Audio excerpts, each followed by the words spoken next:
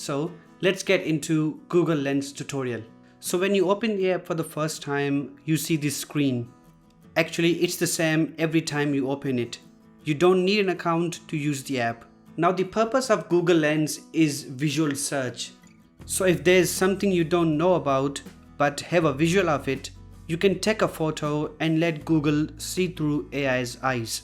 You can also scan barcodes and QR codes without downloading a third-party app. The app also supports opening your photos, and on the top you will find your screenshots. The reason for that is most people take screenshots and scan images for text, products and other stuff. To search for one, tap on that photo. Google Lens has so improved these days that it can find products with exact labels for you.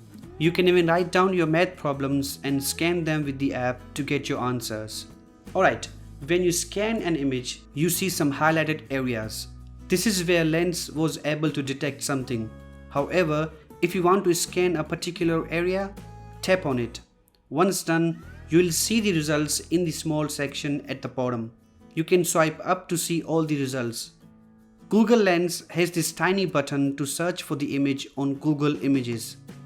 Alright, let's see its camera. The camera has multiple options. You can translate text, copy text from an image, search the image, check for homework questions, scan products, locations and restaurants.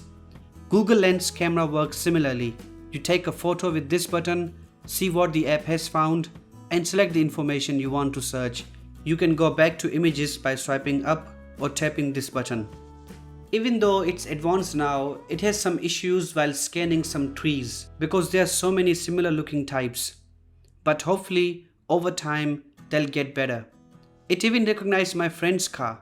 Anyway, let's see how to copy text from an image. All you have to do is scan the image and tap on the text. After that, you will see those options. You can copy the text to clipboard, copy it to your computer, which will show you your devices.